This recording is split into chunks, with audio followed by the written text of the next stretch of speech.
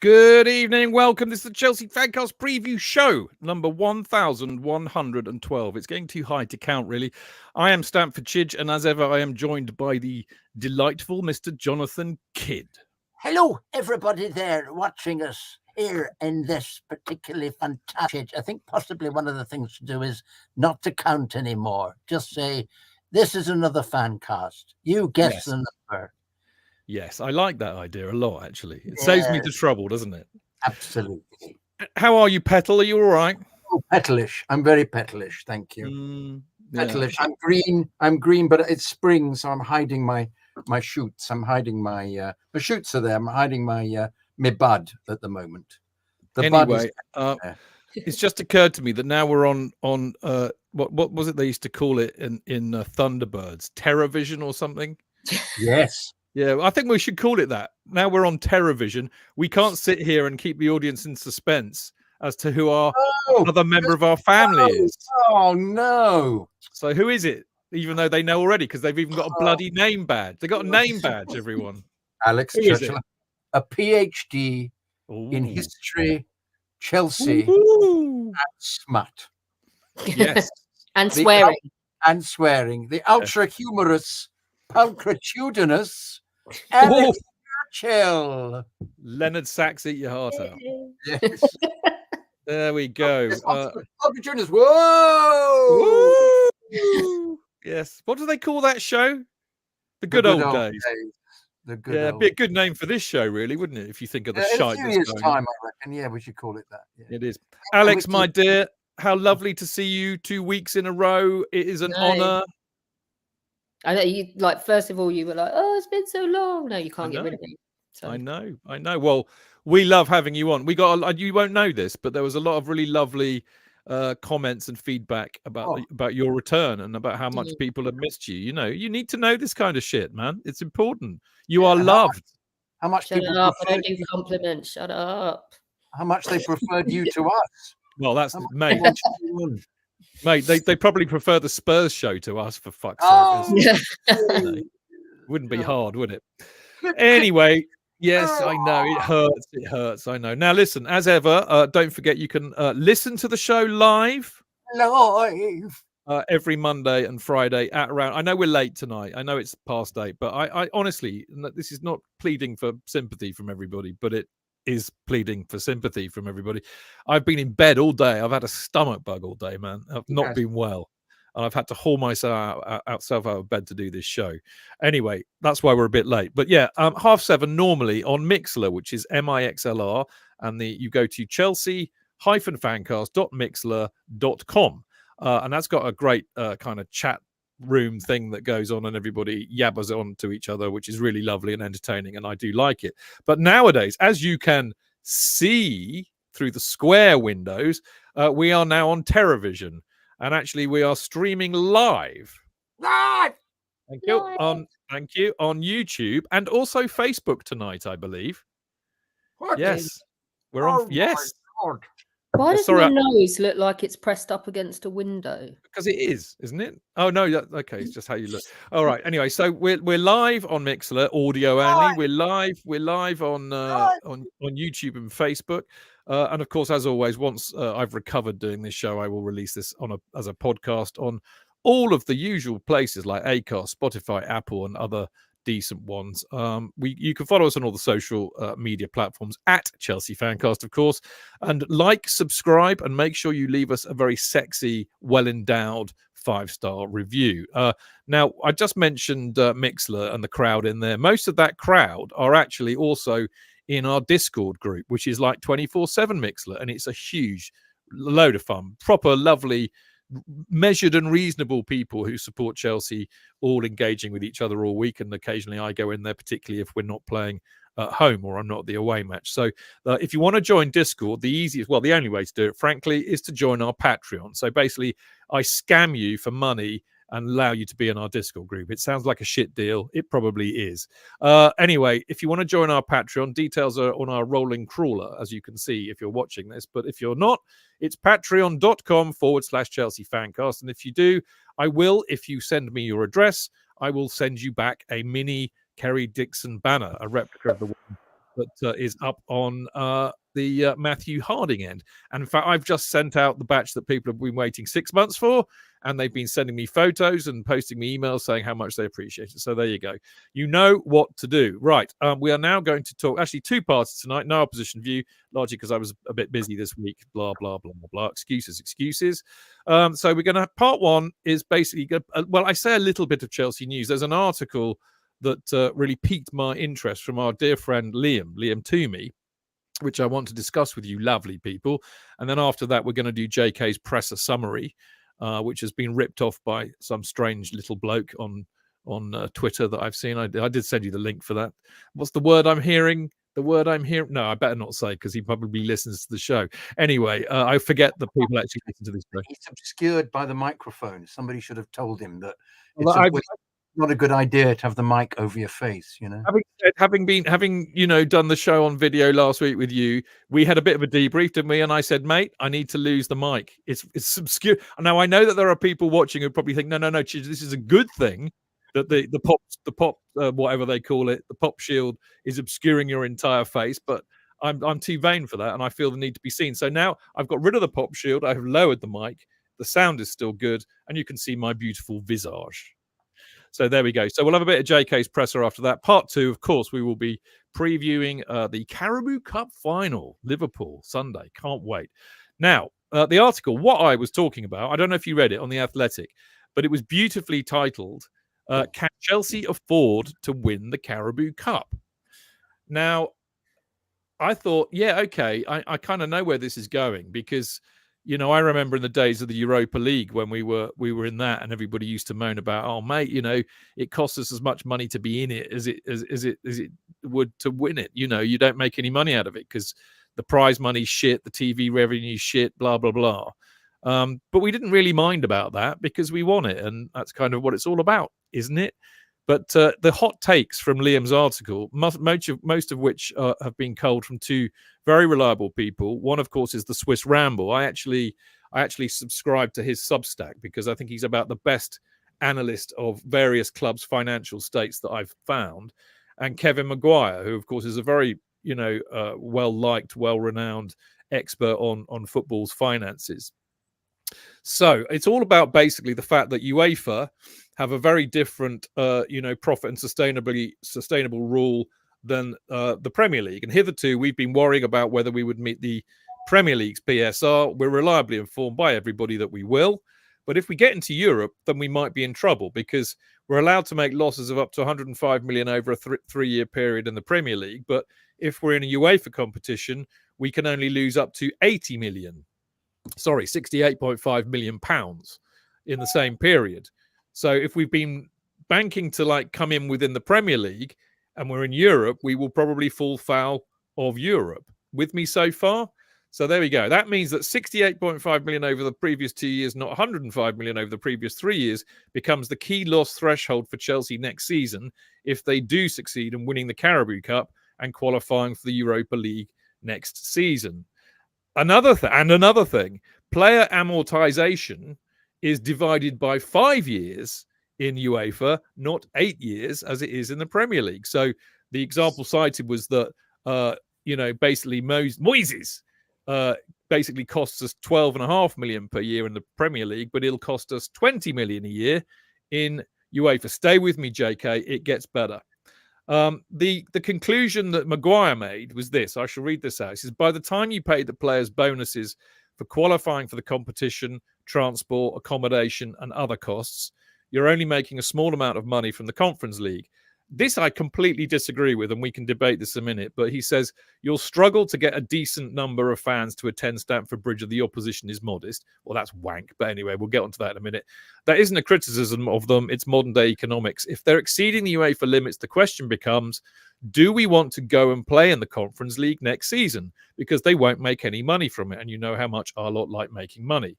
The Swiss Ramble projected that the club is on course to post a 201 million loss for the Premier League's 3-year monitoring period ending with this year, well above the 105 million allowable loss limit for PSR. On the UEFA front, he estimated 136 million loss, far over the 80 million euros, which is acceptable. Now, this happened to AC Milan, or Milan, as we prefer to say, a few years ago. So what they did, instead of getting hammered by a 2-year ban, they did a voluntary 1-year ban. They banned themselves from Europe in order to mitigate it. So this is the tenet of Liam's article. Should Chelsea ban themselves if they get into Europe? And it actually might save them some money, which all sounds very mad. What do you think, JK? I think he said we'd only make 18 million, didn't he, from that? 18 million pounds. Yeah. Only 80 million. But I can't see the club throwing away the opportunity to go mad if we win the Carabao Cup. I think it would be broadcast everywhere around the world in order to get more people to invest in whatever memorabilia or whatever you do to become a supporter. So I actually think it would also be an enormous feather in the new owner's cap, wouldn't it? All around the world. Once again, even if we just think, well, it's a bit of a tin pot trophy, really, it would be augmented the success, I think, as a consequence. And I think they would make sure they made huge amounts of money, much more in excess. The one thing I would debate with you, Chidge, is whether or not people would turn up for it, because you remember the what you call it cup, the Europa Cup. We all turned up massively. We all turned up massively, but the odd game was sparse. The odd game. Yeah, the odd one, particularly when we'd qualified for the group, or we were playing Aardvark Ramblers FC from Norwich, or not Norwich, wrong country, from Norway or something, because there were several of those slightly peculiar clubs who we'd never heard of, and we beat easily.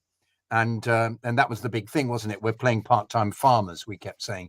And I think that was reflected in the crowd, which was, it was about 30. Did we sell out or not? No, it was about 35,000. It was okay. I remember one where it was 28. Yeah, 28. Yeah. Was that the Romanian? Yeah, I think it was. I think absolutely. It was one of those. Well, I thank you. I stand corrected, because my feeling on that was bollocks, that we'll sell out whoever we play. That might be the case now, seeing as we've had an absence from Europe, of course. Well, let's see. I mean, I agree with you. I think actually, given what's been happening, that people will attend. But I think we're hugely jumping the gun, aren't we? Because we have to win tomorrow. On Sunday, I should say. And yes, it's nice to surmise what might take place, but we still don't know whether or not they're going to be serving any ban. I mean, it's all mounting up, counting. It's all hearsay. It's all hearsay. It's all hearsay at the moment. Yes, so there's no need to get stuck in there, So I don't quite. But it's a commendable article, but it's a huge amount of what-ifery, isn't it? It's because once again we keep saying surely they've worked this all out with all the accountants and attorneys. Surely. Well, you would have thought. You would have thought, but indeed. So, but yeah, if that's what is required, and they wouldn't want to go into it for the small amount, and they in order to avoid any of these things in the future when the team is supposedly better, which I have to say I think it probably will be, perhaps they should serve this year upon themselves. But once again, I don't think that's ever entered their heads. Actually, I would agree. No, I think what will enter their heads is let's sell all the English players for lots of profit, and that'll mitigate the fuckwittery that we did for the last year or two. But that's my personal opinion. That sounds very, very likely. So it'll be all the English players who are playing well will disappear. So, but also they'll sell anybody. Maatson, who's playing very well, anybody on loan who's playing well will be sold as well. So. To be fair, and I didn't read this out because we already kind of know, but Liam does go into that quite extensively about the fact that they might have to sell all the players, but that's an old story. Alex, what do you think about all of this?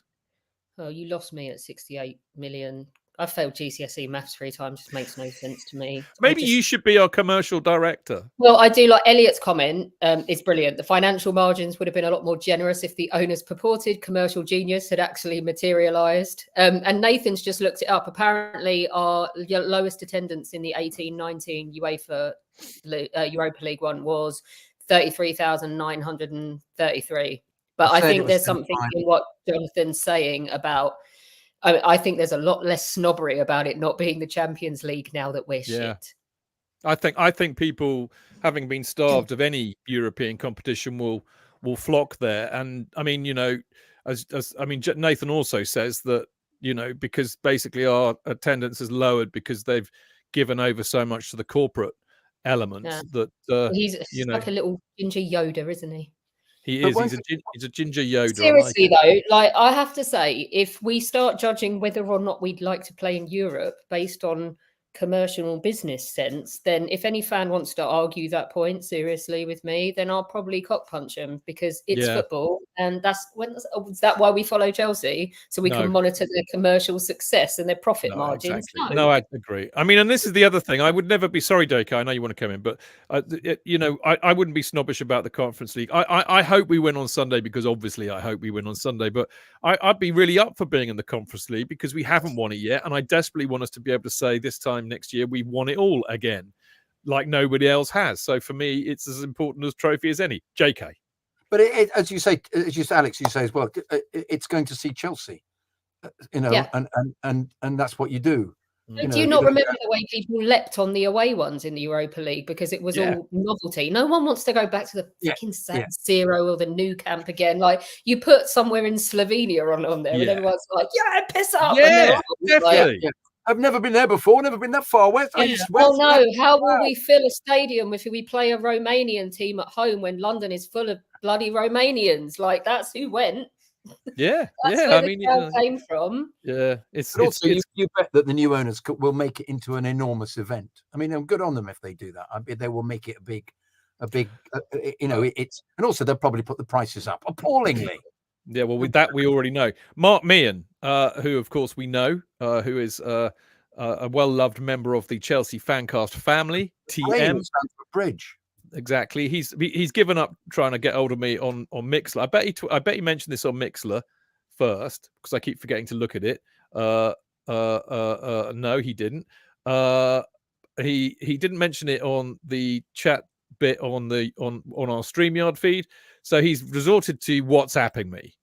So, you know, Mark knows that if you want to get hold of me, you have to WhatsApp me. And he rightly points out that the Conference League final is in Poland, which I think he's rather enamored of. So he's hoping we get in and win it. So anyway, kill two birds with one stone. 2 burns with 1 stirred. I could even commit to that. I could go to the final. Oh God, we're really leaping ahead. We'd have to win tomorrow, get in the bloody competition and win it. This is how I like us to think. Absolutely. But I could then go and I could visit the prison camp my father was held in during the Second World War. Where was he held? We've got a resident military historian here. He was held in Thorn, as it was called, and then he moved around, and then they took him to Luckenwald because he was one of the sons of Erin. They wanted him to fight for the Nazis wanted him to fight on the Eastern Front, so they assembled all the Irish they could out of all the prison camps and tried to get them to fight. For the second time, it happened to him twice. And the second time, he didn't understand why anybody wanted to fight, because the Germans were losing the war. So why would you want to do that? But and my dad very cleverly bribed a guard and for his country of origin, changed it the town from Belfast to Belper. So he got shipped back to the prison camp in Poland. Bloody hell. He was in Luckenwald. Yeah. Good. Very good bit in his book when he says he went to when they'd been overtaken by the Russians, they went and looked at the prison camp, and he said it found it very difficult to take it all in because they'd lived with death for 5 years, and he said it was just an inevitable consequence of what was going on around him. He found it very difficult to actually, because he said regularly Russian prisoners were being wheeled past the prison camp, all emaciated in exactly the same state, and they thought that was going to be their lot. It was always, they thought it was them next. So there was a kind of commitment to this. So he just thought, well, this is war, isn't it? I can't deal with it. It's only afterwards that he found it appalling. But at the actual time he went to see it. It's in his book, For You, the War is Over, on Amazon. Very good book. Fantastic book about captured at the very beginning in the British Expeditionary Army, company. Force. And force, there's the word, force. And captured at Calais. Had force marched all the way to Poland without any food, stuck in various prison camps, and then finally in castles and wherever. And then 1940 he was captured. 1940, escaped from the Great March. They were all marched off when Hitler was trying to make them all into hostages. and they were marching them all back to Germany. He escaped from that. And the Russians fired on them all, killed a lot of them by firing on them, thinking they were all German. And then he was almost killed by a Russian. Then he escaped via Odessa and got a boat back and was torpedoed. Then got Bloody back. hell. Oh yeah, fantastic! It's a fantastic book. I say so myself, but because he makes it funny all the way through, remarkable. There's a Chelsea fan that's blown up by the Germans in World War One. Yeah. Then they put him on a hospital ship, which gets torpedoed on the way home, but he survives. And then in World War Two, he finally loses his ship with the Germans when they bomb the fish and chip shop at the end of his road. That's what really gets him, the fact that they bombed the chippy, but then he dies in another air raid. So it's like the Germans were after him for 25 years, and they finally got him. That's really mad, isn't it? I'll tell you what, this is a good juncture, I think, to mention, of course, the wonderful Chelsea FanCast World War One Battlefield Tour, because in 2 weeks in a row, we have the fabulous Alex Churchill with us. We had a good old chat about it with you, me and Tony and JK last week, didn't we? And of course, because Tony and I were talking about it, it descended into, how many Belgian beers we can drink and how pissed we can get. So I did say to you afterwards, you and I had a bit of a debrief, and I said we should do it again, but maybe I'll shut up this time. So there we go. So interestingly, Colin, who's in the chat function at the moment, is one of our maybes. And he is. There's a few of them that are applying to come and who have family stuff they want to see as well. So we could be doing some really interesting stuff about the Battle of the Somme.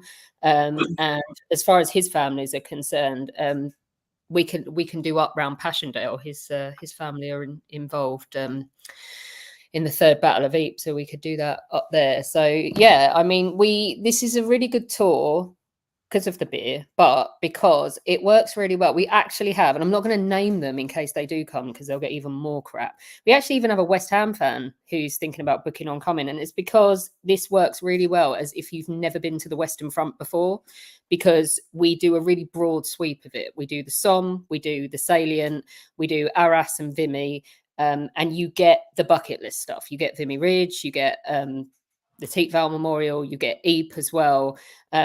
But the whole thing just happens to be themed on, because all these things about storytelling, and all of these stories are based on Chelsea players and fans that Holmes and Dyer and I went and looked up and found, and we had the algorithm for the spreadsheet as well of working out who. So the Footballers Battalion was founded at Fulham Town Hall, basically, is when they decided they were going to do it.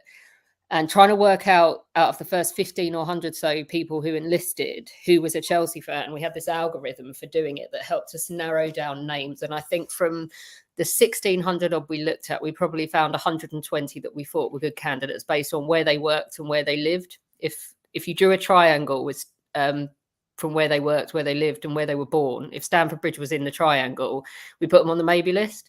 And then we started finding the families and contacting them. And we actually managed to nail down they were recruited at Stamford Bridge. So we look at one set of brothers, the Jerram brothers. And actually we took the grandson of one of them was part of that party that the club invited on the armistice anniversary in 2018. We took a collection of relatives whose families had enlisted at Stamford Bridge down to the game, and they got to meet the players and go on the pitch and all stuff like that. But we follow one set of brothers across there, and they worked, one of them worked in a wallpaper factory, and they lived on a street just opposite Stamford Bridge. And they enlisted at a game, or you kind of committed to enlist. You went to see the club secretary and put your name down, and then you'd have to report to the town hall or Chelsea Town Hall and actually do it all properly. And they went home and told their mum that they'd enlisted. And she was a charwoman, and apparently she turned the air absolutely blue. She was furious that they'd got drunk at the football and enlisted, and one of them makes it back and one of them doesn't. And that's the kind of stories we're following. There's another one of a guy he was a costermonger on North End Road, and the reason that he joins the Footballers Battalion on the doorstep of Chelsea is because he can't find any stuff to sell on his cart, and he's got a baby and a young kid and a wife, and he needs to make a proper living, so he joins the army. It's an economic decision. And he's killed on the Somme, and we go and visit his grave and we talk about him. And when we were researching the book, Holmes and I found his grandson, and we actually held and photographed the last letter that his wife wrote to him that someone recovered from his pocket after he died, and it's actually bloodstained. So after he died on the battlefield, they removed it to give it back to her. And they're a really sad letter. She's barely literate. She's working class, probably got like an education to the age of about 13 or 14, but it's just this outpouring of love in this letter, and please come home to me and please don't leave me. And it's just really sad that that got given back to her, like with blood spatters all over it and stuff like that. So the stories are great, and we managed to work them up in a lot of detail, and we can actually work up the family stories. If you give us notice, we can include the family stories as well. So in Colin's instance, some of it's off our beaten track because it's too far south, because it's 1918, but another part of it is Passchendaele. So we'd be able to stop in and look at that as well. And I know we've got a couple of Americans looking at coming, haven't we? And if that's the case, then we can tell them the story of the New York gangster. The lovely Scott, I think. Yes. Yeah, from Kentucky. Yeah, I think they're groveling to their airline about changing flights. So yes, JK is crying. What story was that? Was that story about the New York, what you were going to say? The New York gangster, who that he was so bad that they had revoked his US citizenship. And then in his mid-40s, he buggers off to the Western Front. And when they're doing his medical, he has his shirt off and he's covered in bullet wounds and stuff, and scratches and knife wounds. And they ask him which war he's been in before. And he just says, oh, a few little local ones around here. But he was such a dick that they had taken his citizenship off him. And yet by the time he dies, he has a massive funeral cortege through New York that's accompanied by the NYPD. So some really good stories. Yeah, they do sound brilliant, Richard. Book on the tour. He can't. He's going to be away. I've already talked to him. Bless him. Boo. And Richard, of course, as we should say, because I don't think I have yet, a warm welcome to the infamous, exclusive, more. It's like a bit like the what's it? Oh God, I'm having the Illuminati of Chelsea football, which is the Chelsea FanCast WhatsApp group. So a warm welcome to Richard, who is doing a fantastic job designing some brilliant T-shirts where we can sell. Oh, well, M has just asked, where can we book this Chelsea FanCast World War I Battlefield Tour, Alex? Can I post a link in the chat? You could do that for those that are in there. But, I mean... if you go to www.historia, so ISTORIA, travel.org. That's my company, mine and Beth's. All the tours are on there. It's under the Western Front. I am just going to get it now to put it in the chat function for everybody who's listening at the moment. But the stories are good. And I think we pointed out last week, didn't we, that by day we take it quite seriously, and we do the war stuff. And then I think it's important to decompress as well. I sort of got this philosophy that you don't have to be serious and weepy the whole time you're out there. It's your leisure time. It's your hard-earned cash. And yet I think the fact that you're going out there to pay your respects is enough, and learning the stuff by day. So I don't feel bad about taking you all out there to get drunk in the evenings either. That's why we call it a beers and battlefields, or a beers and tears tour. What do they call it? History, beer and Chelsea.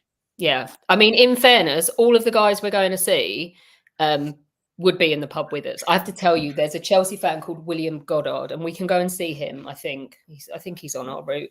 I think he's on a memorial. So when the footballers battalion started and all these Chelsea fans started joining up, they sent them to White City to camp. And now most of these battalions that got formed, they farmed about somewhere rural. So they'd be in the middle of a field, or they'd be in Norfolk, and there would be nowhere for them to go and cause trouble. Our lot get put at White City, which means that they have all this temptation round the corner. So looking through the service files, the disciplinary infractions of the Chelsea fans in this battalion are shameful. They're really badly behaved. Who knew? Yeah, I know. But this William Goddard, we were looking at his and we literally cried with laughter, because there's a rap sheet in his file. And we were like, these are all the same date. And when we started reading the charges, it just read like the best night out ever. So first of all, he'd badmouthed an officer. Then he'd been put in solitary confinement. Then he'd broken out of camp. Then he'd returned to camp, blotto. Then he'd been done for urinating up the wheel of a lorry. And then he'd been done for using offensive language to the sergeant that busted him. And then he'd been done for trying to punch the sergeant as well. And these all happened on one day in that order. And it's like, that just sounds like he had the best day off ever. Brilliant. Well, look, we always raise a toast to Goddard. Quite right. Well, look, you know what to do. As Alex said, she's going to post it in the chat room of our StreamYard and YouTube and you name it. It's also all the details. I think I've pinned the pluggery on. It's definitely on our Chelsea Fancast X feed, and I'll make sure it's pinned everywhere else you might find it. But it'll take place from the 21st to the 24th of June, so it's a long weekend, Friday to Monday. And all your hotels are paid for. And I mean, the hotel in Ypres is just lovely. It's a beautiful, lovely hotel. And I can tell you for now that I know they serve very good cognac there, because me and Tony Glover had a couple of very large ones armed with a big Monte Cristo cigar, which I took out specially for the lovely little man. So yeah, nice hotel. Ypres, lovely food, lovely restaurants, great Belgian beer, great pubs. You got the Men in Gate as well. So there's lots to do. But she's right. Alex is right. I defy anybody to go to one of these things and visit these cemeteries and learn about the history. Even, you know, as Alex said, they'll do, you know, kind of more personalized stuff. And they were lovely enough to do some research on my great grandfather. I mean, that if it's personal is clearly going to be very moving and emotional, but I defy you not to be moved emotionally by everything else. And actually, Alex is right. I think when you're involved with something that emotional in the day, it's lovely to kind of decompress and have a few beers and a good chat with everybody in the evening. So it's honestly, I would say it's a once in a lifetime trip, but I'm going again. So it's that good. What can I say? Get on it, people. You really won't regret this. It's fantastic. I'm just putting it on my Twitter because it won't let me post a link in the chat here. He keeps. Oh, really? That's a bit shitty. Yeah, okay. But also as well, like we kind of hammered it home, didn't we, on that tour about how it was football and it was Chelsea, but two of my Belgian friends surprised you guys. I took you to a cemetery and showed you a footballer and told you this weepy story, and you already moved. And then they played a song that was written about him, and you all like cried. And then they told you he was a Leeds United player, and you were like, Bastard. Oh, there you go. Bastard. Nathan Bastard. Yeah. But anyway, you were like, doesn't matter about the team. Well done. You do a great job. Anybody, by the way, anybody who does go, I mean, the work and the knowledge that Alex and Holmes and Johnny Dyer have is exceptional. And I think people forget this, actually. I mean, you know, when you pay for these trips, it's not just the hotel and all the logistics. You're paying for some fantastic expertise, and it's money well worth. I know you wouldn't say this, but I can. It's well worth money spending on that level of expertise. More value for money, and this is once in a lifetime. The fact that not only have you got me, Holmes, and Dyer, but Nathan's there as well, and I believe Robert as well. So you've got Chelsea Wargraves going as well. So you'll never get, I don't think, every single one of them on this again, where you've got everybody who's got a vested interest in researching this stuff in one place. And me and Tony, who count for nothing, apart from drinking Belgian beer. But anyway, Alex, well done. I'm looking forward to I'm really looking forward to seeing you and the delectable Kate for the Nelson Day on the 2nd of March. I believe Mr. Glover is coming to that. Is Nathan coming to that as well? No, he's done. I think he did it the first time. Did he? Okay, fair enough. But I think he's done all the day trips at this point, but I'm sure he did the first run. Okay, we better. Sorry, JK, because we kind of interrupted. No, I've loved it. I had a lovely sneezing fit in the middle. Yeah, but you need to be coming to this because you dipped out last time. We need to get you on this bloody World War I trip. I know. Yeah. Anyway, can we have your presser summary, please? Oh, JK's presser summary. JK's presser summary. Oh, hang on, I forgot the strap line. JK watches the presser, so we don't have to.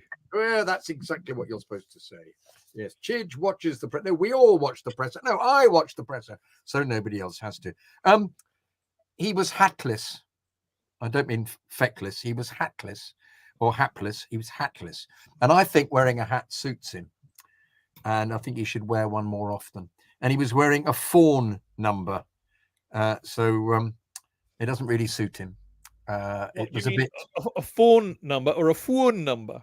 A phone. He was wearing a phone number. He's trying to get himself a hot date. Yeah, in fact, he was wearing Rescue me, please! Rescue me, please! Proof of life.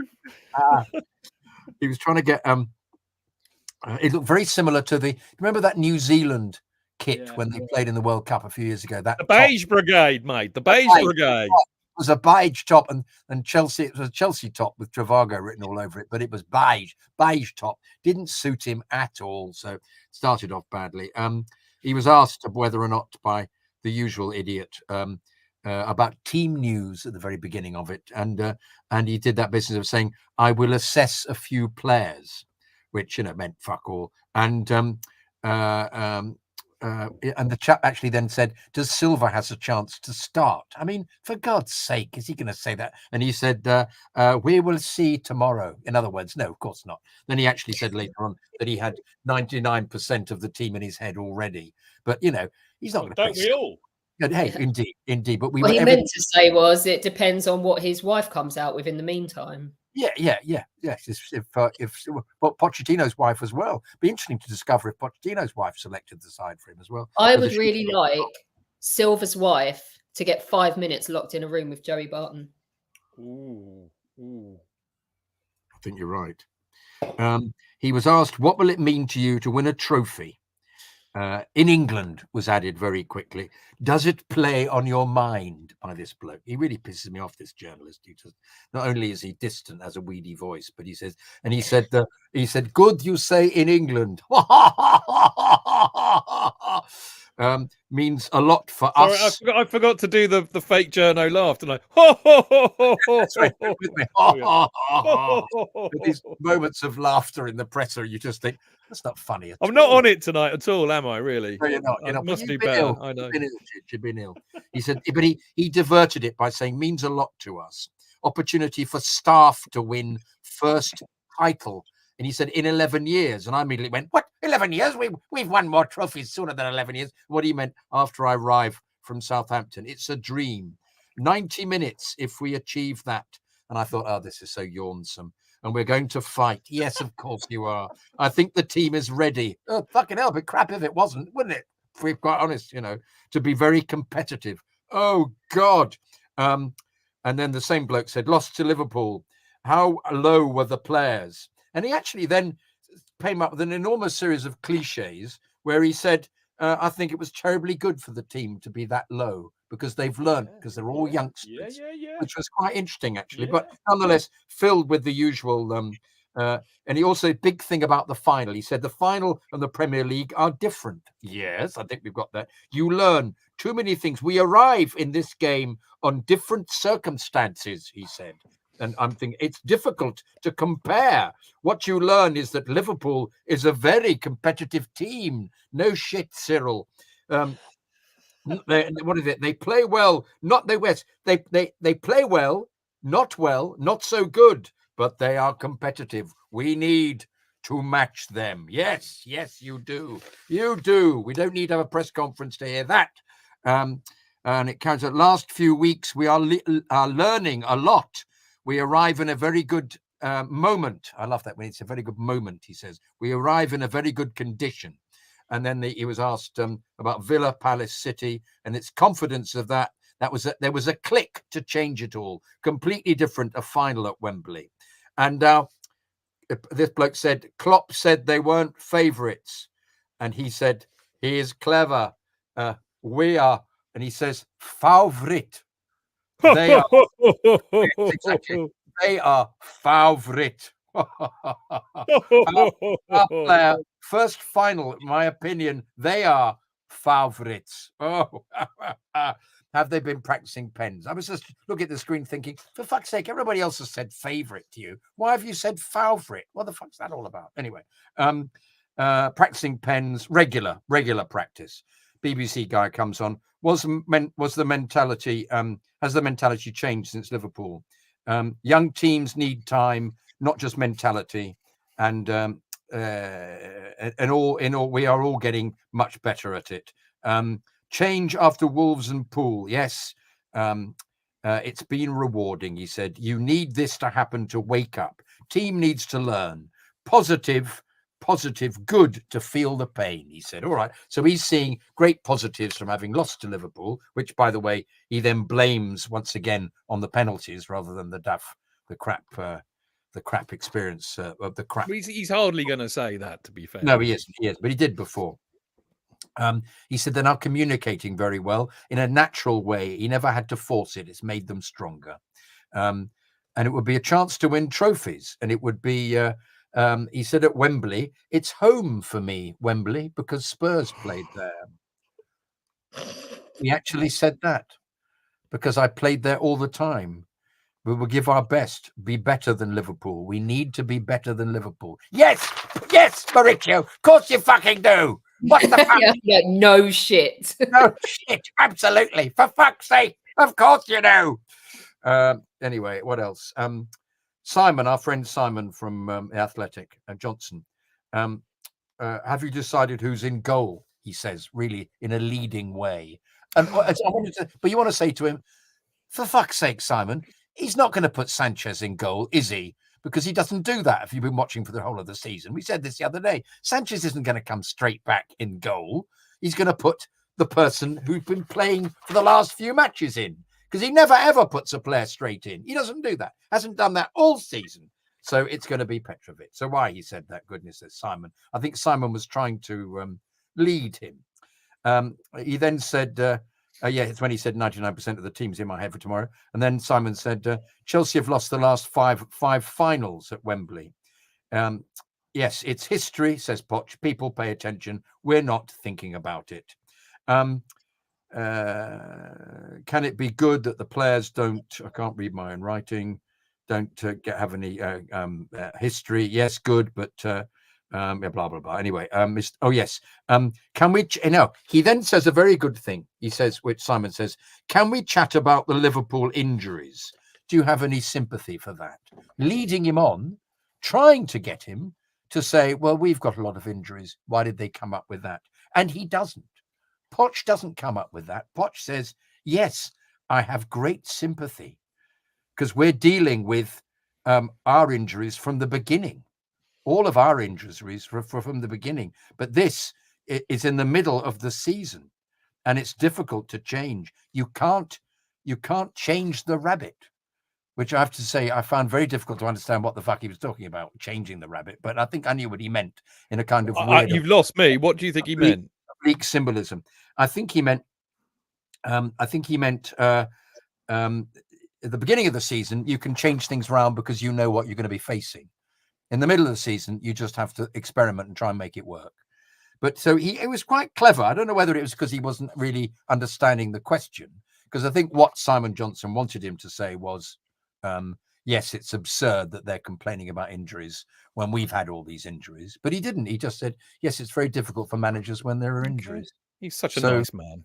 Yeah, it was very nice of him. But they're all his mates. This is the trouble. They don't want to be stepping on their toes. No. Listen, there may be many flaws about Poch, but I have to say, I think he's genuinely a very likable chap.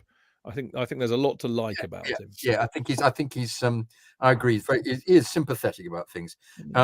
He then said, "Finals." Say, though, that I don't think I'll ever get over the analogy I used to make when he was Tottenham manager, which is that he reminds me of the little fat German kid in The Simpsons. You know, don't chase me, I'm full of chocolate. I still see that kid. Is it Ralph? He's just always going to be Ralph, whether he's our manager or not. Oh, dearie me, that's good. Well, there is the possibility, of course, that one of his uncles was a Nazi, because that's what happened. but he's called Pochettino, not Brown or Houseman or. But that might have been Enze was a classic spion of German, sperm. Yes, that was true. That was true. Yes, well, you never know. Oh, you remember we used to chant "Enze is a Nazi." Enze is a Nazi. Yes. We couldn't really do that nowadays, could we? No. Anyway, we just did. We just did. Anyway, it was how crucial is this final to the project? This chap called Ron asked at the very end, and I thought, Ron, not your mate, Ron. No, not my mate, Ron. No. I don't think he'd have got it. Old man Ron. That would make me laugh. No, it was a was young it Ron manager. Was it Ron manager? It would have been lovely if it had been, wouldn't it? When you asked him, so Maurizio, jobs for goalposts in it. Lovely. Anyway, he sort of batted him away with association football. the answer to your question is not in my hands, which is actually very diplomatic. Yeah, and that was the final one. But nobody asked really sufficiently acute questions, I would say, about how you're going to deal with their press, or how you're going to deal with. I suppose he wouldn't answer, would he? Because it would give too much away. But will you be on the front foot? Will you? Or even just will you employ the same tactics as you did so successfully against City? Will your very young team be overwhelmed by their first Wembley final? How are they going to cope with that? How are you preparing for that? They did ask interesting questions like interesting questions, but they're always couched in a kind of in a simplicity that is bewildering. And he loses himself occasionally, but in a kind of complex mistranslation in his own head of what he's trying to say, and these weird pronunciations. Favourite, despite the bloke having said to him before, are you favourites? Are Liverpool favourites? Klopp said. What you need is a combination of Maurizio and Conte, who used to famously always say, "Repita, I repita." So basically, I say favourite, repita, I repita, favourite. That's what we need. Maybe what we should do is bring Conte back, not to manage the club, but to be the PR guy that sits next to Maurizio. Yeah, someone just said, does Chelsea have a PR team? But obviously it all changed, didn't it? Steve Atkins. No, I know, but they do. They do have. They do. Of course, they have one, but I don't even know who they are anymore. Me neither. And also, someone's made the point as well that Potter was rubbish as well. Sorry, I'm going to take credit for this. And he speaks English. Oh, it's Nathan. So saying Potter was rubbish. This is rubbish, and it's just like ever since I feel, and I'm biased because he was great and he was the one behind doing all the war stuff with us and the domestic violence stuff as well. But I just feel like since Steve left, So I feel like he was a good guy, and he was a good guy. He's a lovely guy. To him as well, I was just in awe of his brain. He was brilliant, and he was. He buggered off pretty quick when they got here. But in fairness, he went to McLaren, and McLaren's a lot less traveling away and something new and shiny. And Steve is genuinely a nice bloke. I mean, do you know what? I mean, for some bizarre reason, he follows me on Strava, which is probably about the most pointless follow ever. Today I walked to him from the bathroom groaning. Yeah, well, no, I did a swim the other week and he liked it, and I thought, oh, that's really nice. He's like still kind of like keeping going. Really lovely guy. Anyway, we should move on. JK, we are PR team drinking the Fox and Pheasant game day. Apparently, yeah, it shows. Oh, really? Yeah, what a surprise. Well, good knowledge, JK. Dan. Good knowledge, Dan. JK, as ever, we are eternally grateful that you watch the presses so we don't have to. Well done, you. You will get a medal. Probably posthumous, but it'll be a medal nevertheless. It'll be as long as I'm thought of when I'm no longer with you. Now, just to show you how weird shit is, okay? Is this the power of the FanCast? I don't know. I just mentioned Strava, and some Matthew Kelly has just started following me on Strava. Mate, it's very sweet of you, but you're wasting your time because I don't do a lot. Matthew Kelly, the actor? No, I don't think it's that Matthew Kelly. I suspect it's probably somebody who's listening or watching. What are you going to be next this week? Well, didn't he do that program? What are you going to be this week? I have no idea, mate. Matthew Kelly, didn't he introduce people? I don't know. Stars in their eyes. He presented Stars in. Mate, I'm not obsessed with Kelly like you are. I feel like I'm going to be Neil Diamond, Matthew. It was that. You remember that? Didn't he have his hand up a puppet's arse? I'm like, did he dodge U-Tree, or is he one? I just have a vague suspicion. Not everybody on telly is involved with U-Tree, Alex. I mean, JK. From the 70s and 80s, really? Yeah, well, JK isn't, for example. And he did have his hand up a puppet's arse. No, I didn't ever. I was the presenter. No, somebody had a hand up your arse, mate. I think somebody had a hand up Matthew Kelly's arse. I think. We should move on, which we're going to do because we are going to move on because it's time for a very quick break, and it will be a very quick break because I'm going to play the sting. I'm going to play the right one this week. Okay. I know. Well, we'll just have to talk quickly in part two. We'll be back. We'll be back in a second.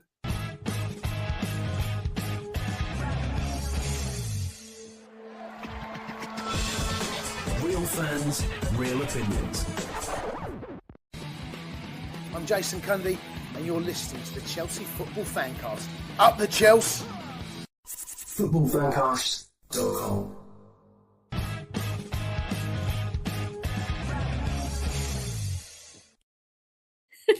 I'm just laughing at tonight. Matthew JK will be Enrique Iglesias. Well, what a way to reintroduce. Very naughty. I supposed to reintroduce the show, and but actually, do you know what? I forgot because I was just astonished by how magical that is to just play the title. See, it's just it's magic. It's magic. Anyway, this is the Chelsea Fancast Friday night preview show. I am, of course, Stamford Chidge, and I have with me the wunderbar Jonathan Kydd. Hello. Hello, and Hello. the absolutely bloody lovely, one of my all-time heroes, Alex Churchill. Yay. She didn't quite know how to react to that. No, I don't do compliments. I'm like, yeah, shut up. Yeah. I do compliment you a lot. Would you just refer to anyway? One of my favourite old slags, Alex Churchill. Is that better? No adjective at all. Nothing. Just Alex Churchill. Just do that. That's cheap. I love her, man. She's brilliant. It's great. I mean, I love all of you, actually. I mean, I have to say, and I know this is a bit self-indulgent, but I mean, we are getting this T-shirt done, aren't we? Of the Chelsea Fancast 11. Yeah. But that 11 has been a stable, united team for quite a while now, and the Fancast never used to be like that. United team. Well, in solidarity, in Solidarność. But it's unusual that it never used to be like that. But I do feel that we are very much like a family. There's a lot of love in the WhatsApp Illuminati group. So you're all fucking fantastic people, and I'm blessed to be doing this with you all. Anyway, lovely that we're on YouTube tonight as well, and Facebook. I hope you're all enjoying that. It's now time for us to preview the Chelsea versus Liverpool Carabao Cup final match. And of course, JK, what do we start that with? The team selection. I love it. Are you ready for this? No, not quite. I've lost my page. Oh, yes, I'm back. Here it is. Hooray! How about this? Oh, JK can't believe it.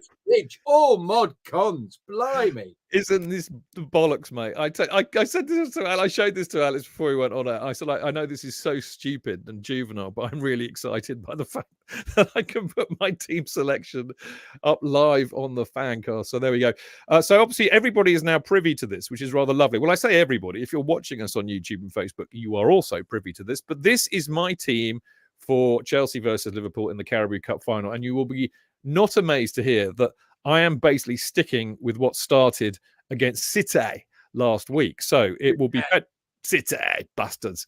Petrovic in goal, Chilwell, Colwill, Dizazi, Gusto, all of whom played fantastically, of course, last weekend. Fernandes and Moises as our midfield two. And then a kind of a three.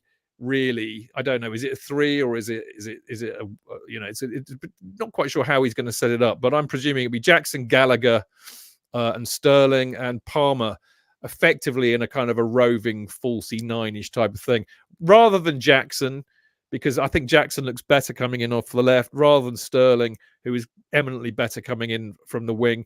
And actually, to be fair to both Jackson and Sterling, they do a fair amount of tracking back. I mean, I know Sterling's been guilty of not doing that as well. I hear you. But I think when he's up for it and he's had a rocket up his arse, he will do it.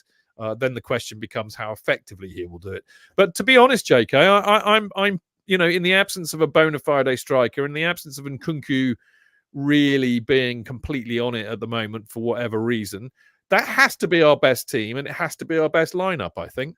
Well, given that it all makes sense that this is what he would pick, this kind of roving four up the front with Sterling, who does something absolutely useless, like failing to control the ball in the penalty area, and then scores a fabulous goal like he did. So you never quite know with him who's turning up. But having said this with the team, he will without a doubt select Nkunku from the beginning, just because that's what he'll do. Just to piss me off, right? Just to piss you off, Chidge. Absolutely. Because it's personal, mate. It's personal. It is. He says, I wish to piss Chidge off, he says. Because he is not my favorite. He would say, not my favorite. Favorite. He's not my favorite.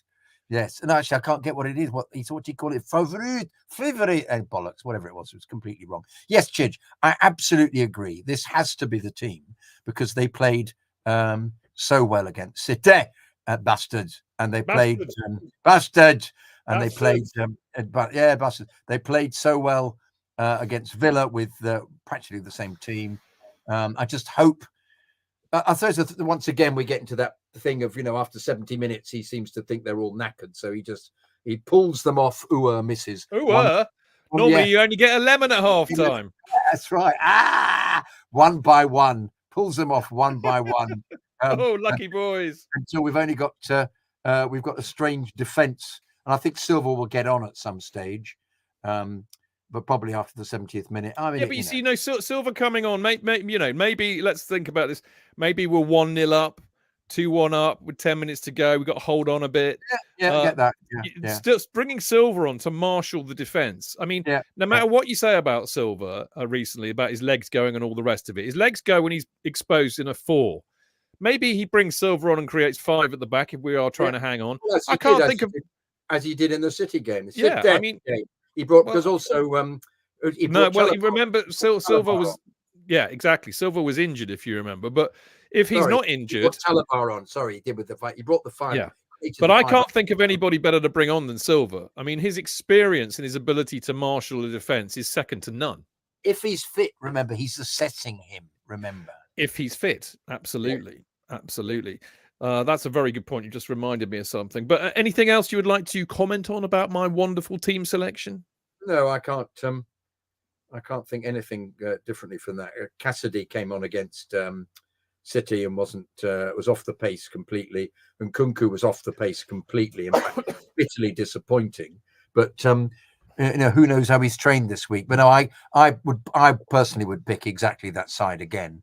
And if Nkunku needs to come on, I mean, it's a question of how are they going to deal with the with never having played in a Wembley final before. Some of them, it'll be really interesting. As with some of the nobody's mentioned, lots of Liverpool players have never played in a Wembley final before. So they're on a level playing field. We've just got to not allow them to completely press us to buggery, so we can't get the ball out. We will. Before we get into too much talking about that, we ought to ask Alex. Really, I mean, I think really the question I'm asking with my selection, Alex, is should we stick or should we twist? I've chosen to stick. Absolutely. Like, why would you? I have this thing at the moment that if we're actually good, first of all, once I picked myself up off the floor and got over the shock of us actually being good, my attitude is just don't touch anything. Just don't mess with it. Just leave it alone. So far, it hasn't worked because then we go on and lose to someone rubbish the week after. But you'd be bonkers to change it, wouldn't you? But surely, if the great God Ranieri, who people keep quoting as being one of the great Chelsea managers, for fuck's sake, he would absolutely. Nobody says that. Nobody says that. People do, Chidge. No, they say he got us into Europe. What a great manager he was. He was a clown, a complete idiotic failure. Anyway, when he say, "Oh, we play very well this week. I know what we do. We changed it all around just for the hell of it." So, who knows? Not that was a very good impression, but you know what I mean. I do. Yes, that's not likely to happen. I think because this team played. We've had 3 games of this lot being top banana. Let's keep it. Yeah, I mean, we just really like Conor Gallagher to not get booked after 5 minutes for running around like a kid that's like scoffed a whole bag of Haribo. The energy may be enormous. Yeah. Well, a lot will depend on the referee, of course, and the referee, thankfully, is not Anthony Taylor. It's Chris Kavanagh. No, it's Chris Kavanagh, and the other advantage of having Chris Kavanagh is he is not one of the bald brigade. I have my suspicions about the bald refs, as you know. So Slathead Mafia. Absolutely right. Anyway, good. Well, I'm glad we're all in broad agreement with my team selection. That always feels with my greatness. Yes. No, steady on. I mean, I know I have an ego, but I was trying to rein it in then. Okay. But anyway, I mean, there's a lot of interesting things about this final, other than the obvious interesting things. But one of them is actually, and I mean, credit to London is Blue, who's I don't know what they call it really, but I get an email from them occasionally, which has got an article in it, and it was quite good this week. It was all about I thought they made a very good point, actually. There's a lot of deja vu from 2005, and I'm kind of asking the question, well, I mean, should we win on Sunday? I'm going to make the title of the show "Repeating History, Not Wallowing in It," in homage to this very fine article. I don't know who did it on London's Blue. Maybe one of the boys from there could tell me, because I did rather enjoy it. But there are remarkable kind of spooky similarities to the League Cup final, which I think was the Carling Cup final then in 2005, which I was delighted to be at. Actually, I had an absolutely brilliant day. It was with Phil, Psycho Phil, the Normans, Dr. Mart, all of that lot. But in those days, we had a young striker from West Africa wearing the number 15, who had a shit season. We had a young Petr Cech making his debut that season in the Premier League, who had taken over from a long-standing starter, although you can't say Sanchez was that long-standing, but after an injury. There was an overwhelming amount of media scrutiny placed on our extravagant spending. We had a Frenchman at fullback. We had an English Academy graduate at left centre-back. We had a Cole on the right wing. And I mean, they beautifully put. I read this line out. This is just lovely. Most people remember Drogba's goal in extra time to put the Blues 2-1 up. No one remembers the rest of the season where he managed a disappointing 16 goals in 40 games. If Jackson scores in this one, 14 missed chances in the league will either be forgiven or forgotten. And I just thought that's a really good point that we were making, weren't we, last week, JK, that, Drogba and Lampard both had pretty poor first seasons for us and then went on to do great things. So maybe we shouldn't give up hope on this lot. But, the other obvious parallel, obviously we're playing Liverpool, but in a way, that League Cup in 2005, lit the blue touch paper, didn't it, for everything that came afterwards. It was the first trophy under Mourinho. It was the first trophy after a somewhat turbulent time. I mean, obviously, we'd won the FA Cup in 2000, but, we'd lost the 2002 Cup final to Arsenal under Ranieri, got bounced out of the Champions League rather unceremoniously in the semi-final. So it was seen as a really important thing to do. And, I think for the same kind of reasons, this is an incredibly important trophy for us to win as a club, let alone Pochettino to shake his loser mentality of I've never won a trophy in England. So what say you, JK? Well, Pochettino hasn't bigged it up as much as Mourinho did. Mourinho made it into a big raison d'etre, didn't he, for the club? You need to win this because it creates a winning mentality. I think he's one of the first people to actually say that. It was, and he managed to get us all the crowd immensely behind the team. But also, it was on the wave of us doing better and better. To be fair, this is a very different situation where we've been shit for most of the season. Whereas we were fantastic that season, weren't we? Yeah, we were, and he was charismatic. All the team was charismatic. All right, some of them weren't playing as well as they ultimately did, but we were on the crest of a wave. That the wave just kept getting bigger and bigger. There are very different circumstances, but in the same way, it would start off something. It's already pissed huge numbers of people off. The fact that even though we're written off as a mid-table club, we're in another final, which I think says a lot for the attitude of somehow about being Chelsea. There's something about us getting to finals, and even though we would rather win, we win the league a bit more often. I think we've always had this.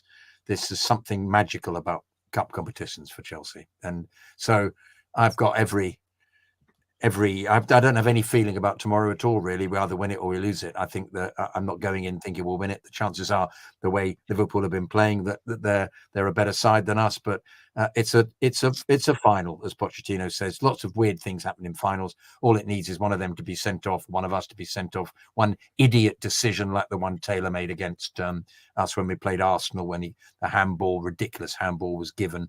I wasn't given, and then was it Sanchez scored that goal? Things happen in finals, or even injuries that we've had against other teams, like Pulisic pulling his hamstring whilst playing out of his skin, and that being at the end of that. I mean, I'm going and expecting anything. I'm taking my daughter, who's seen both losses to Liverpool, who thinks we're going to lose. Hey, it's a day out. I feel fantastic. We've made it to the final, given that this season has been a complete write-off. And yet the other thing is we're still in the FA Cup, and I feel we could possibly have a run to that. And I think if we win the final tomorrow, that we then ended up getting really far in the FA Cup, it will have been a very, very successful season, even in a bizarrely peculiar way.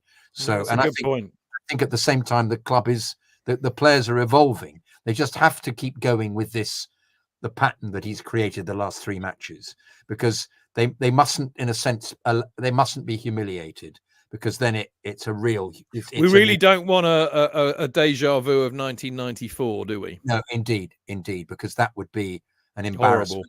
Yeah, an embarrassment. We don't want this team to be embarrassing, because they've been pretty embarrassing this season in some games already. Yeah, well, the last game against Liverpool, for example, indeed, which was just ignominious. We don't want any of that. But we don't want any ignominy. Ignominy. We've all got it. Ignominy. But when, no, we don't. But sorry, you need to ask Alex something, because I'm waffling on here. Oh, you go for it. I waffled on about all the war shit. No, that's all right. You were both not waffling. You were both wonderfully engaging, which is why I have you on the show. But Alex, you know, how important is it to win? Do you think? I mean, I know that's like a stupid question. It's like a kind of question that they would ask in the pressers. But I mean, seriously, you know, Klopp's farewell tour, which we'll talk about in a minute. Just kill me now. Pochettino. Yeah. All right. Pochettino's. You know, I think that it is like a monkey on his back. This I've never won a trophy in England. But then again, I mean, it's quite interesting. There's a stat that I found in my lovely flash score piece, and it just shows you how stupid stats are. Pochettino has gotten the better of his German counterpart just once in 13 managerial head-to-heads, drawn 4 less. Well, of course he hasn't. He's been managing Spurs for most of that. I mean, that's how stupid the statistic is. It's totally irrelevant to us. But he does need to get this monkey off his back. And I think that actually, if we do win a trophy on Sunday against Liverpool, it will really hugely help him and the club. Do you not agree? I do. I don't know. I think until he wins something, it's not going to go away, is it? Because they need to write about something. So that's what they write about, the fact that he's perennial loser. But we need to remember that most of that perennial loserism happened at Tottenham, so it was hilarious.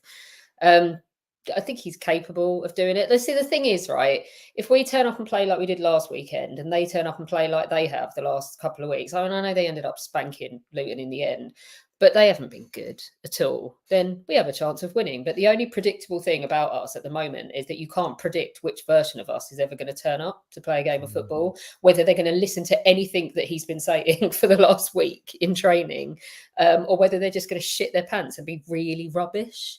So, and obviously we say like, oh, we can say that we need to win and this and the money and this, but it just, like, at the end of the day, when we sit at that end and we're faced with 45,000 salivating plastic scousers and arseholes and mini Joey Bartons, you're going to want to smash them. Yeah, absolutely, smash the daylights out of them. Of course we do. Got JK? Interestingly, watching, you mentioned, Alex, the last few games they've played, I was intrigued to see that their main goal scoring device, their tactic, is a long ball from the back, which everybody scampers for, which is actually what most teams who play a very low block get up to.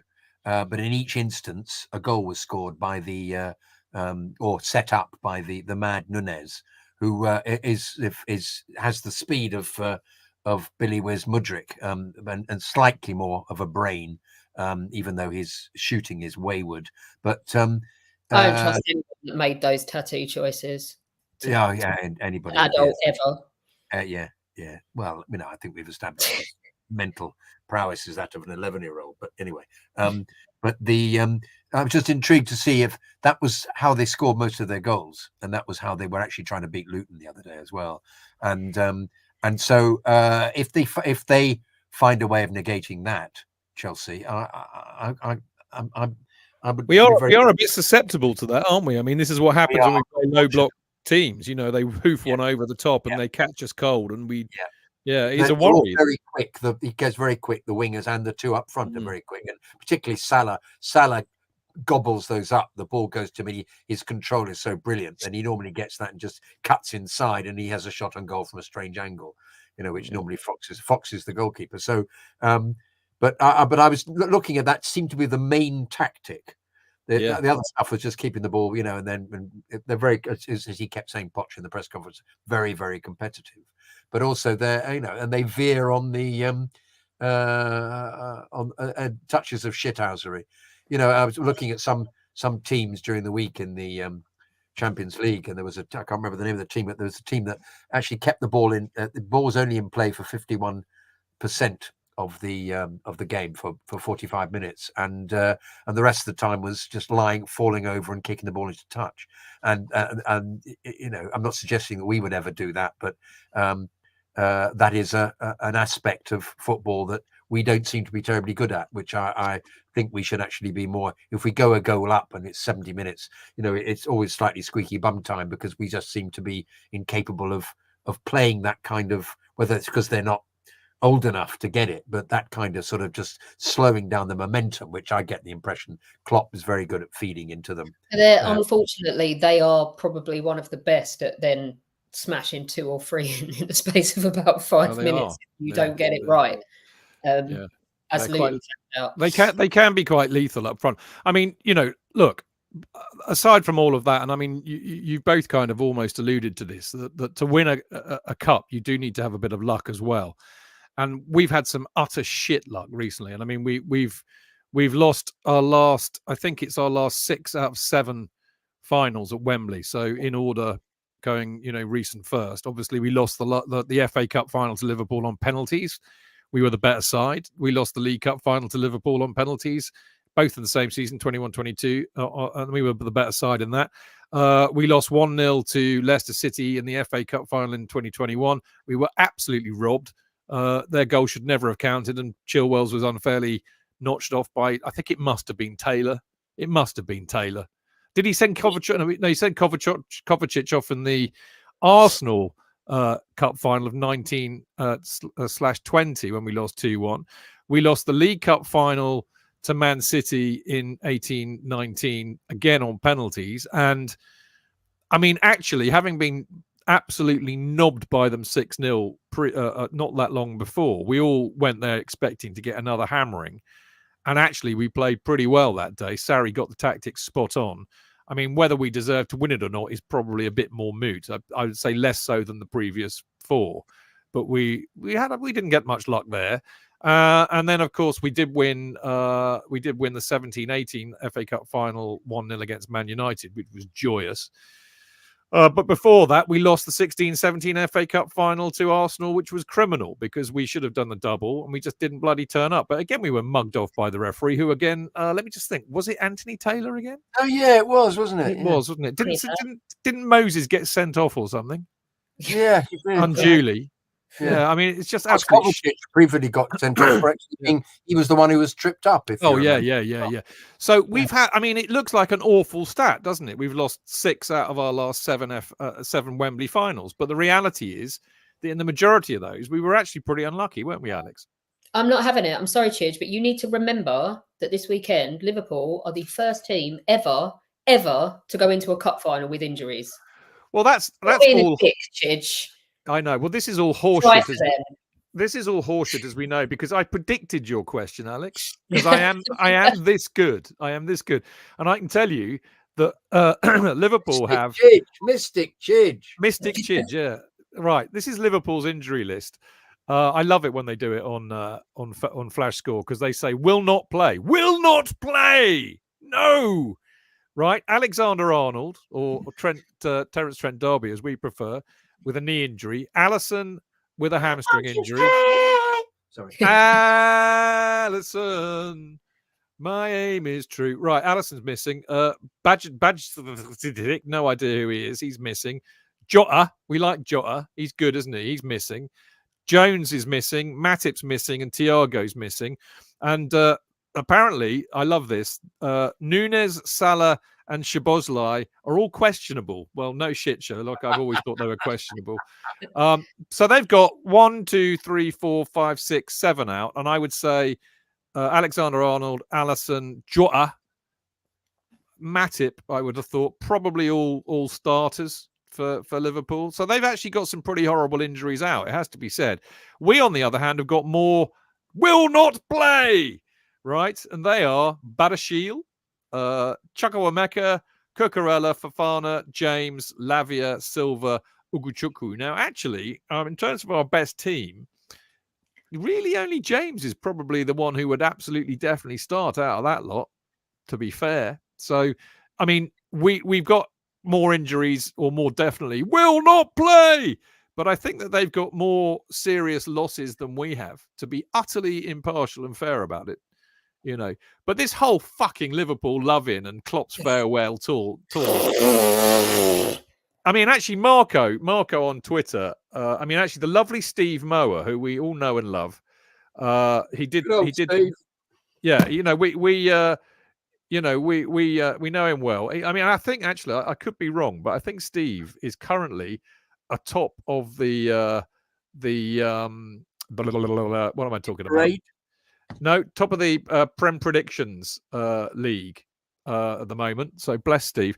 Anyway, he says, I thought I would ask some people who have their fingers on the pulse. Are we actually playing in the cup final on Sunday? As it looks like the media think there is only one team playing. Well, this is true. I mean, even the Sky's television credits have called it Klopp's farewell tour.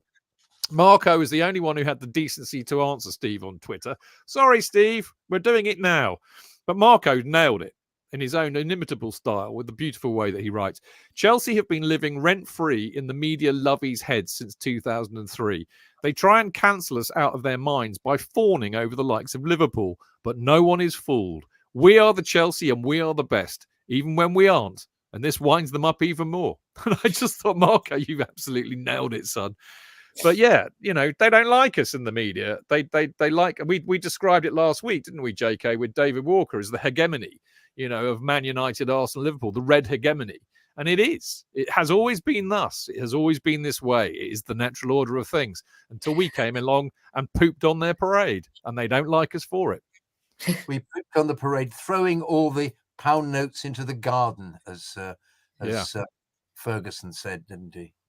So Beth is listening in, and she's just said that Klopp's teeth need their own farewell tour as well. You know what? I should add another Chelsea FanCast T-shirt to the list. This one is also on the list. And you know that photograph that I sent you all in WhatsApp eons ago with a picture? I think it's Flegel from the Banana Skins, but he's the one with the big sunglasses and the massive gnashers, big white sparkly teeth. We should get Richard to do a version of that with Klopp and Klopp's farewell tour. Smash his teeth in it. Anyway, we'll work on it. Richard, you're listening. Already we'll work reached on it. unbearable levels. Like you'd think after the week he announced it, I was stuck in the car and it was the only way I could pay attention to Saturday football. Could I find anyone actually commentating on a fucking game? No, I couldn't, because they were eulogizing him like he died. It was painful. Just all this litany of scandals, being interviewed like he was the Messiah. This dirty little Messiah with his luminous teeth, and he's not the Messiah. He's a naughty boy. He's going to be taking over at Bayern, won't he? Well, I don't know. I think he's going to have a year off from what they say. Anyway, listen, boys and girl, or boy and girl, who's the bigger underdogs? Because this came up in the press, isn't it? But who is the bigger underdog? Who is the favourite? Is it us or is it them? Given all of that, well, Klopp said it's us, definitely. But it's us, definitely. Yeah, it is us. We're the bigger underdog. But they'll claim it like they try and claim everything else they're not entitled to. So you hope that they'll come into it thinking it's going to be easy after the 4-1, because then they might, as Villa did at home, they thought they were going to actually roll us over, and we surprised them. I mean, look, I'm actually quite pleased that Liverpool, annihilated Luton the other night. Because that might make them a bit complacent. And also it gave me some good points in the Premier League predictions, and I'm still 15th, which is not bad for me. But yeah, I'm kind of glad they won the other night, because they might go in with a bit of confidence. And I mean, they were playing with a very weakened team. So it'd be interesting to see if a lot of that team will play. But of course we're the underdogs, you know, we're mid-table, they're top of the league. You know, we've got a bit of a dodgy record in finals recently. You know, all these things make a difference. Interestingly enough, they didn't have many interesting stats actually on Flash Score this week. I'm a bit disappointed in you boys, but Raheem Sterling, Razza to his mates, has scored 2 goals in domestic finals back in 2019, plus 1 against Liverpool in the 2020 Community Shield. So he likes a final. And all of Liverpool's last 6 Carabao Cup matches have seen both teams score. Okay, really interesting stats. I've dug out some far more interesting stats because I've done some homework this week. We last won a domestic final in 2018 with the 1-0 FA Cup win against Man United, as we know. We last won the League Cup final in 2015, 2-0 against Spurs. I was there, and Pochettino was managing Spurs. So there we go. Oh, how we laughed. Now, forgive me, did John Terry score a worldie, or did Matic score a worldie in that? Or did they both score worldies in that?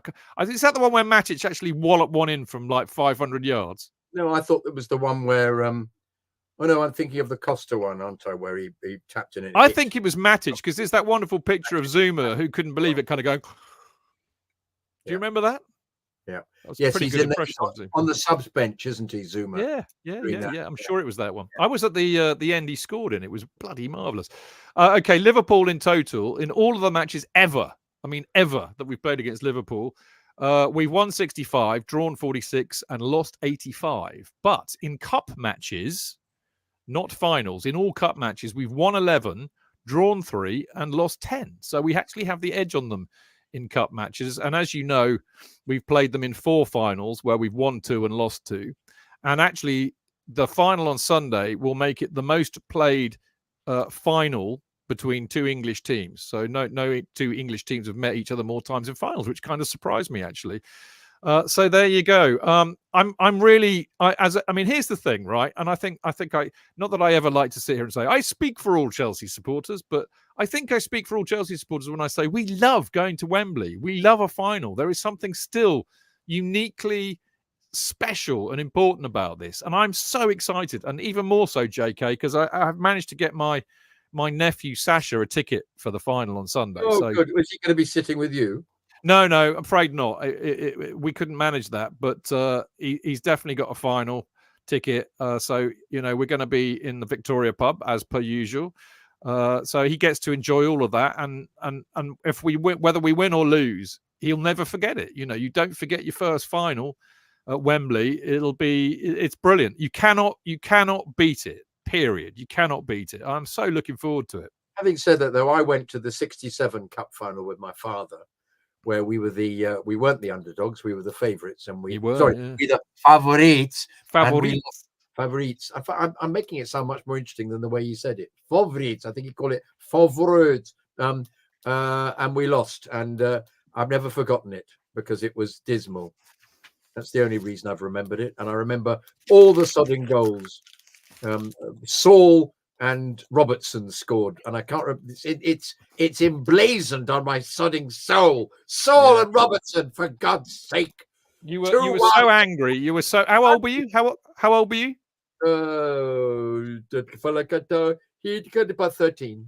13. You were so angry that you led the infamous Chelsea firm into the first known hooliganism at a Wembley final ever. If only that were the case, then my father took me away before Tambling scored. Yeah, so he could see that you were verging on chinning somebody. I was getting really, really riled in my little school uniform because we'd come straight from a football match in the morning. And you were in your school uniform. How 60s. Lovely. Did you have a rattle? No, I didn't take the rattle. No, I didn't take it. I've got footage of me at the West Ham game, 0-0, 1964, with a rattle. My father took me on his Petri Super 8 camera, and I've got that, and I'm going to put that up on somewhere as proof of my how could I put it? I mean, I don't know how I got away with it. Light blue tracksuit, Chelsea stars all over my hat, and a rattle, and some Keds basketball boots. Anybody can remember that? I was before I was born, mate. Yeah, they still exist. They still exist. Are they really? Okay. Blue and white rattle. The rattle painted in the metallic paint that you used to paint your little Airfix kits. Anybody remembers that? Same blue and white. Lovely stuff. Right, Alex, how do you see it going on Sunday, and I need a prediction from you as well. No idea. 1-1 in normal time. Oh dear! Now you know what that means. Well, that'll mean extra time, won't it? And then what? Do we get penalties? Do you think it'll go to penalties, or will we win in extra time? I mean, I would rather see a goal fest. I would rather see something like the 4-4 Champions League, where we then come out on top, and they frequently think that they're going to win it, and then have it snatched away from them. And that would be my dream. It will not do a lot for my heart, though. I'm afraid if that happens, no.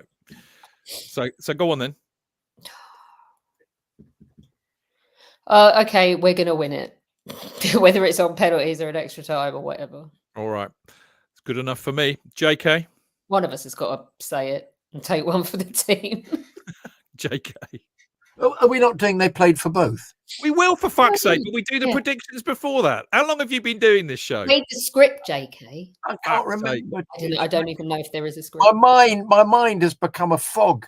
My mind is a blancmange. Bloody right it is, mate. It's that hat you wear. Do you reckon? Oh, yeah. Thank you. I quite like it. It wasn't a compliment. Oh, yeah, but it doesn't matter. I'm taking it as a compliment. So how's it going to go, and what's the score going to be? I'm just trying to avoid saying this. I don't know. I don't know. 0-0. 0-0. Well, there have been a lot of 0-0s recently with Liverpool. It has to be said. Oh, Chidge, I don't know. 4-0, 3-0, 4-1, 3-2. Oh God, help! Try and pick one of them. 1-1, and then they win on penalties. No. 2-1 to us. 2-1 to us after extra time, yeah. And who scores? Lukaku scores. No, he doesn't play for us anymore. I'll tell you what, whoever that little bastard was that spat on the Chelsea fans last time, own goal from him for a Chelsea win. Yes. Okay, well, look, here's the thing. I like you lot, I don't have a Scooby about this. I really don't. I mean, I think if we play as well as we did against Man City, we can absolutely beat this Liverpool team. We need a bit of luck. We need a referee to be fair and not penalise us for stupid things that we don't deserve to get penalised for. We need VAR to not be a complete dick. Someone's just said, how many goals will Chelsea have disallowed? Well, exactly, because we do need a bit of luck. We need it to not be like it has been the last few times. But I do believe we're good enough to. I had a very strong feeling that after we got dubbed 4-1 by them, that we would go on and beat them in the Carabao Cup final. And I'm sticking to that. But I really have no idea what the score will be. There'll be a goal in it, is all I can say. We might win 1-0 or 2-1. I'm going to say 2-1, all right? But Lord only knows. I just hope it's a great day. I know it will be. Annoyingly, thanks to Southwest Trains being complete bastards, I now have... Bastards. I know. I have to drive. I'd actually bought tickets for the train, which I've now had to cancel, and you get like 50% refund on the trainline.com, which is bollocks.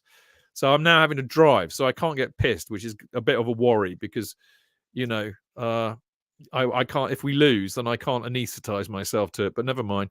Look, all I can say is I think we'll win, and I think it'll be 2-1, and I'm sticking with that.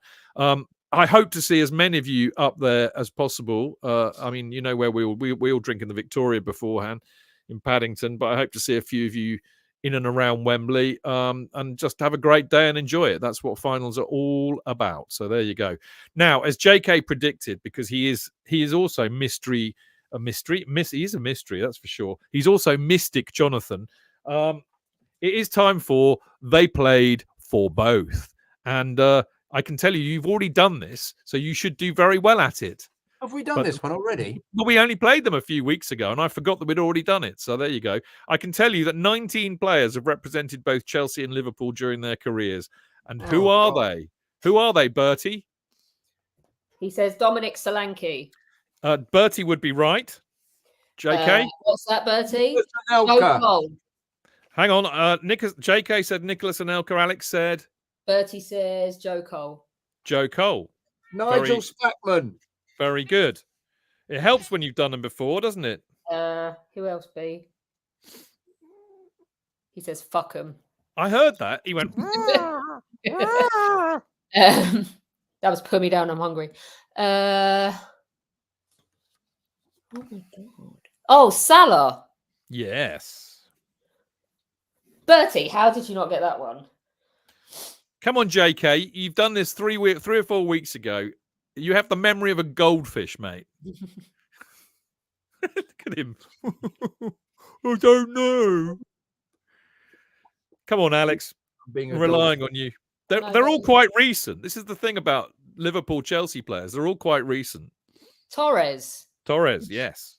how can we forget that glorious night of signing him? Ben Haim. Ben Ayoun. Ben Ayoun.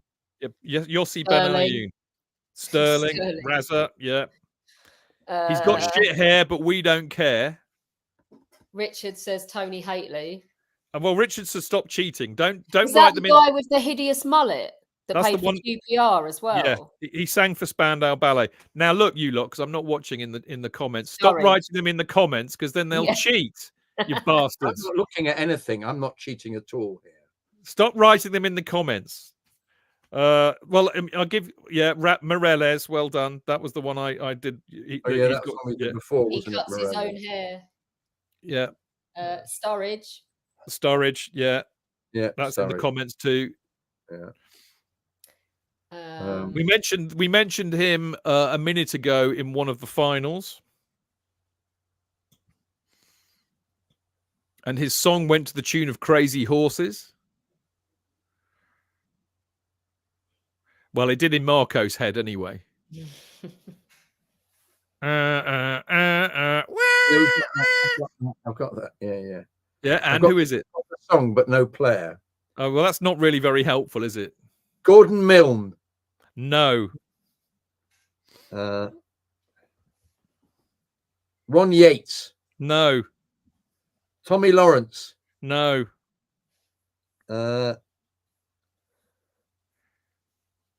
One used to be an expert in Kung Fu.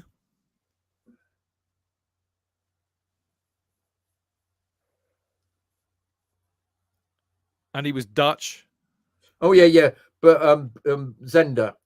Sorry. Zender? Who's Zender? He's the prisoner of Zender? That like the bird in that June film. I'll give you Boudewijn Zenden. Boudewijn Zenden. Yeah, I said Zenden after I'd said Zenden. Right. Right. There are two from the 80s that you should know.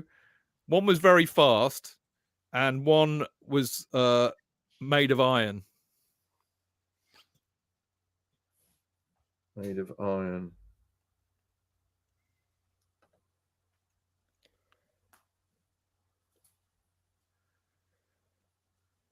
John Ferris Wheel. No, Joey Jones. Very good. And the other one was very fast. Speedy Gonzalez. Close. A Chelsea player. You fucking said the fucking word. Speedy. That's it. Unbelievable. Okay. When we did this the first time, Chidge, I remember saying this 3 weeks ago.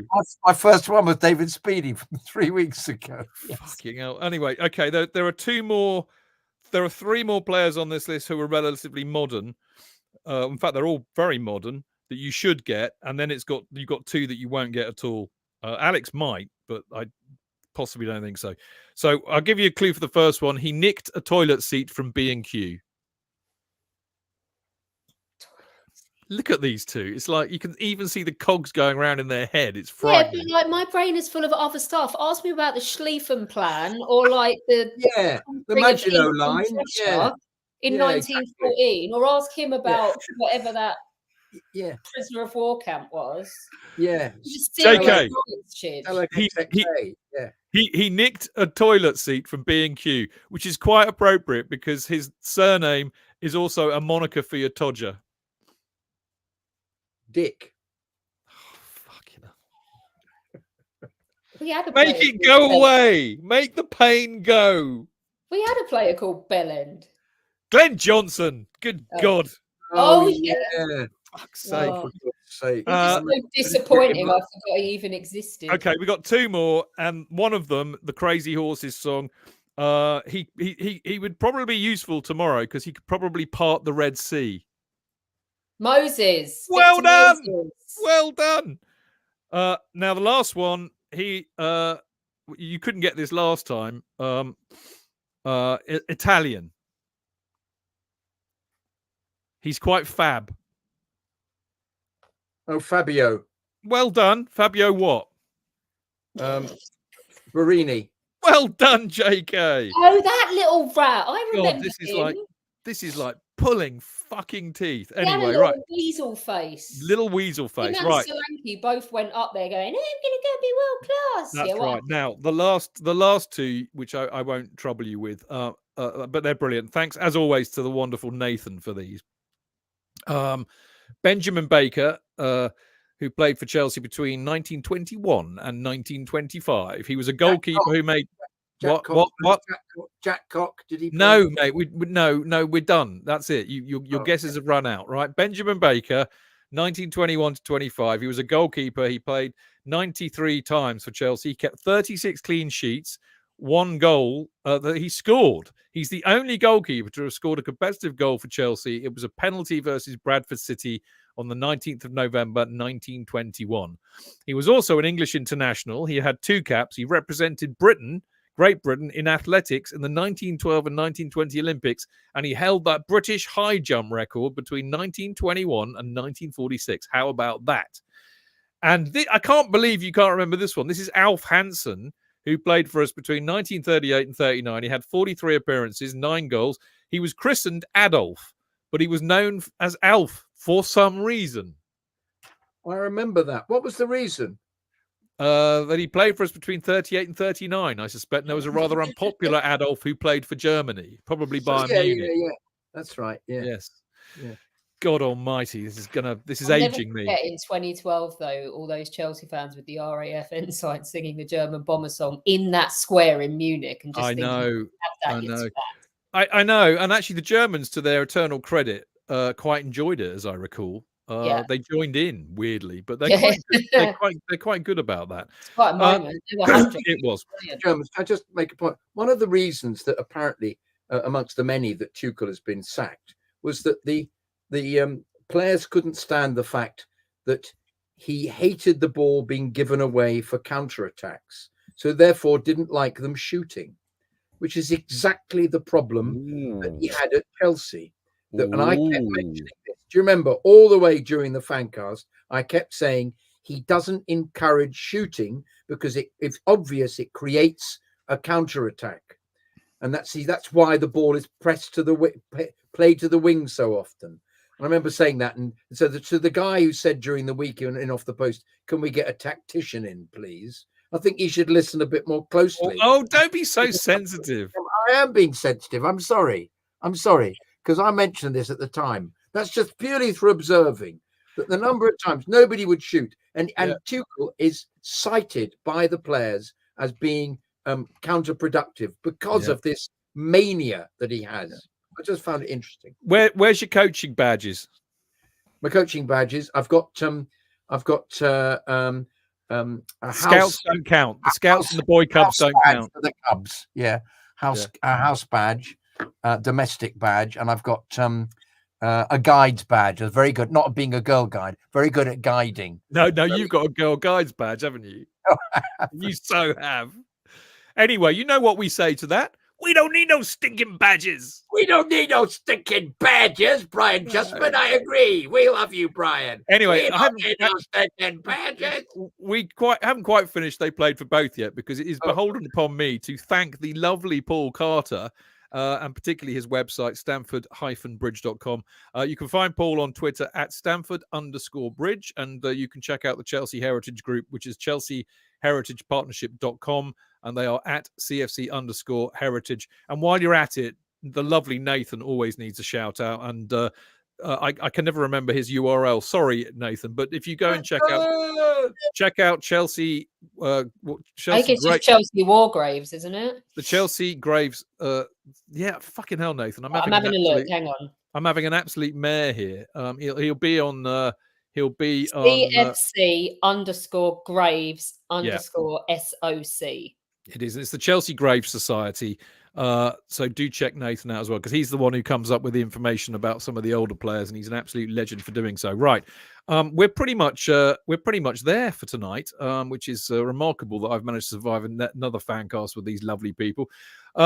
We will be back on Monday with me, JK, and the lovely Dean Mears, JK. Oh.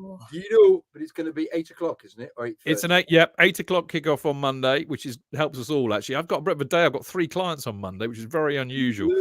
Woo! But we'll be reporting back on the Carabao Cup final aftermath, obviously, against Liverpool on Monday night show. And of course, we'll be looking forward, JK, to previewing the cup match on Wednesday against Dirty Leeds. Bastards. Absolutely. So I can't wait for that. Now, JK and I did a great fun in off the post this week. It was a bit of a monster one, and JK rightly scolded me, saying, Chidge, dear boy, I think we need to do these more regularly. Otherwise, they end up being a bit of a marathon. And I said, yes, you're right. So when we've had a few in, I'll try not to wait as long. I mean, at the moment, we seem to be doing them once a month, but I think we need to do them more regularly than that. So we will. But in order to do that, you do need to email us your thoughts on life, the universe, and Chelsea in particular. The email address is chelseafancast@gmail.com. Of course, you can follow the show on all the social media at Chelsea Fancast, me at Stamford Chidge, Jonathan at Jonathan Kydd, and Alex at Churchill_Alex. So there we go. JK and Alex. Alex, lovely to see you again. Always lovely to see you. Yeah, same to you, man. Rock on. And hopefully I'll see you very, very soon. And I'm glad to see you in your new abode. And good luck with all of that. Yeah. Bertie's still wandering around a bit shell-shocked at the moment. He is a bit, bless him. He'll get used to it, man. He'll get used. He's got his own pad now. He's going to like that, isn't he? I would think so. Once he realises or decides it's actually all his, yeah.